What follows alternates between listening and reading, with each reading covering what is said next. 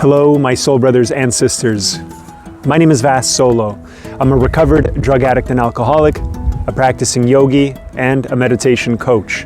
And this is Recovery Plus, where I help you have a stronger recovery. And the big question is, how can people like us who are in recovery from addiction, who want to be happy, joyous, and free, what are the things that we need to do in order to be successful and to grow into who we are meant to become? That is the big question, and the show will give you the answer. Today I'm going to talk about life after addiction, because there's something that happens after we work the steps a little bit further on into our recovery, where we go from feeling amazing because we've recovered to not feeling as great. This is what happened to me. I went from feeling like I was on that pink cloud, feeling happy, joyous, and free, to about a year later, I started to feel like I was struggling again. And I didn't know why. I was doing everything that the 12-step program taught. I was doing my inventory, I was praying, I was sponsoring others, I was going to meetings, I was being of service, and yet none of it was helping me to feel good anymore. I was starting to experience negative thoughts and emotions on practically a daily basis, and I didn't understand why. Because I was doing everything that the program taught, and yet I wasn't feeling good anymore. And so what I started doing was I started to vigorously look for the solution in different spiritual traditions. Doing the steps showed me that what I really wanted in life was to grow spiritually. And that in order to do that, I had to take certain steps. And so I started to seek a deeper understanding of the spiritual path.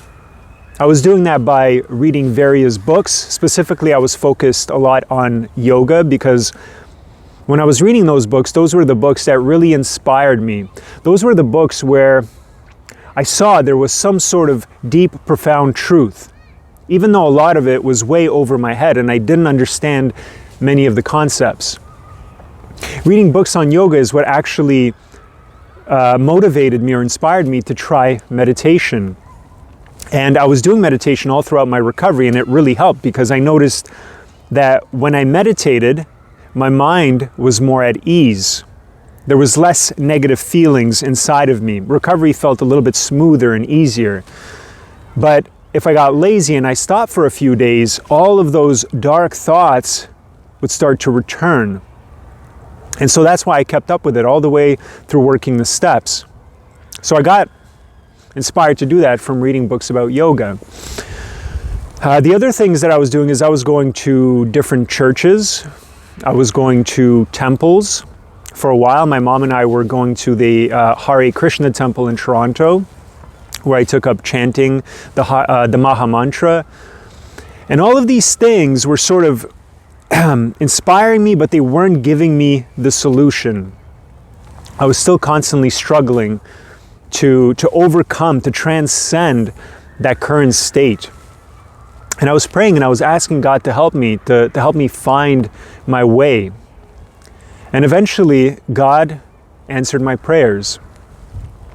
After a meeting, a 12-step meeting, the members of the fellowship were standing standing around and just talking to each other. And somebody, one of the members, mentioned that he had gone to a meditation center in Toronto. And he suggested that I check it out. And I thought, why not? It can't hurt. I've been going to other churches and temples, and while I hadn't found my solution there, they were still a nice place to go to connect with God. And so I decided I'd check it out, and that following weekend, my mom and I went for the service. When we got there, it was a little place in Toronto on the second floor. We walked in, a friendly volunteer showed us into the main room where the meditation was taking place. It was a quiet, dimly lit space. There was an aisle down the middle and rows of chairs on either side, and there were people already sitting in them meditating. And so we quietly made our way to the back of the room, sat down, And we started to meditate too. And I remember, as I got into my meditation, I started to feel like I was being lifted into a different state of awareness. It felt like there was this beautiful, loving presence there, guiding me deeper and deeper into this beautiful state of peace, calm, and stillness. And before I knew it, the meditation was over. I could have stayed in that state for forever. And I remember my mom and I, we both turned to each other, and she whispered to me, she said, "Did you feel that?" And I was like, "Yeah, I did." I was surprised, because I thought that experience was unique to me, but she said, she felt something too. And we talked about it on the drive home, and it turned out we had a very similar experience. We both felt that beautiful, calm, uplifted, higher state of awareness where we felt this loving presence surrounding us, as if though we were being cradled in the loving arms of God. And what's amazing is that we left the temple, and that feeling of peace and happiness stayed with us for the rest of the day, although it did start to fade a little bit towards the end. And so after I had that experience, I decided I had to go back again. And so the next weekend we went back, and again we had a beautiful meditation. And this time I stayed after the service, and I asked one of the volunteers, I said, "What kind of meditation do you practice here, and is it possible to learn it?"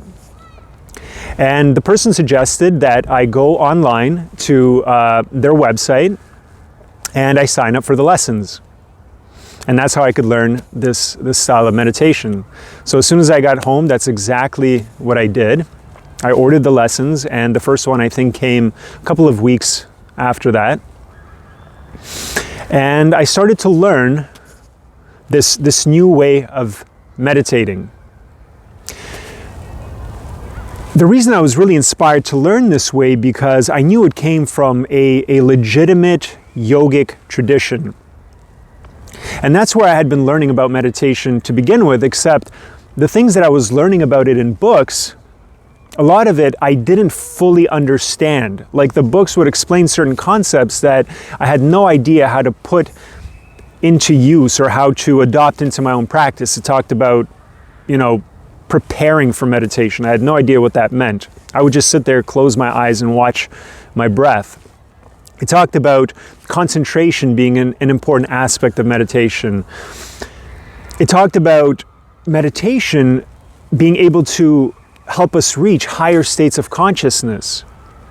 And even though I felt good while I meditated and I felt a state of peace and calm and relaxation, I never experienced any kind of uplifted state, not like the kind that I experienced at the center.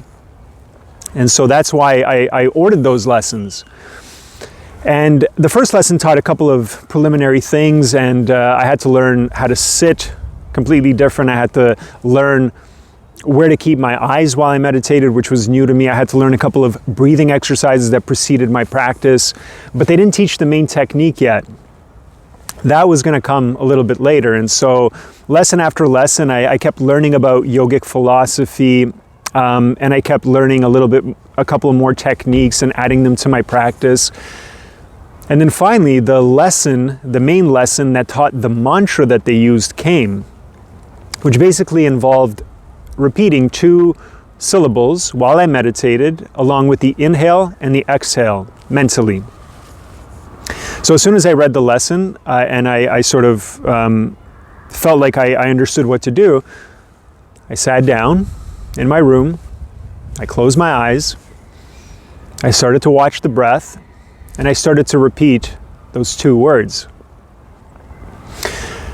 And I found that I started to go, after some time, into that uplifted state of awareness. I started to experience the same thing that I did at the center. And it felt amazing. Once again, I felt like I could stay in that state forever, although at some point my timer rang and it brought me back. And as I got up and I went about my day, I felt like there was this bubble of joy in the center of my chest. All of my anxiety, all of my loneliness, all of my fears, all of the negative emotions that I was constantly experiencing, a year after I had worked the steps, they were gone. And I just felt really, really good. I felt connected with everything. And I've been practicing this method of meditation for 2.5 years now, and today that state of connectedness and that state of peace and calm is my natural state. And I've been able to go deeper and deeper into these techniques and to make progress. Now I consider myself somebody who is on a specific spiritual path. I have a teacher, or we call our teacher a guru, somebody who's the dispeller of darkness and who brings in the light and shows you the way.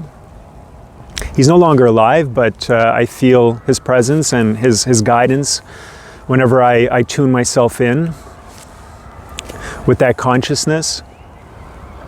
And so the reason I'm making this video is to say that the reason I think that people start to feel crappy again once they have worked the steps is that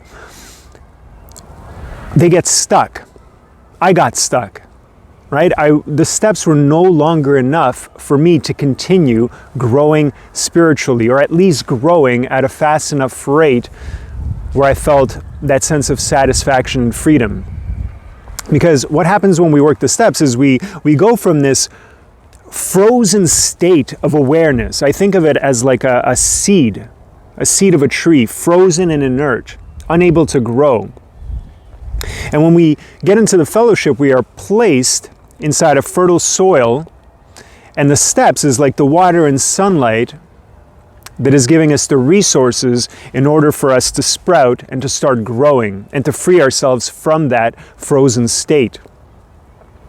But eventually those same resources, they're not enough, because eventually that seed begins to sprout and becomes a bigger and bigger tree, and once it becomes an adolescent tree, the same amount of water and sunlight is not going to be enough to help it to continue to grow.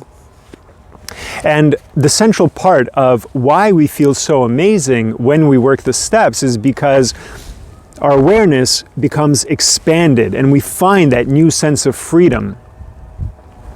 In spiritual teachings, people say that you cannot necessarily explain what God is, but when you have that spiritual experience and you meet God, they explain God as Sat Chit Ananda, or eternal wisdom,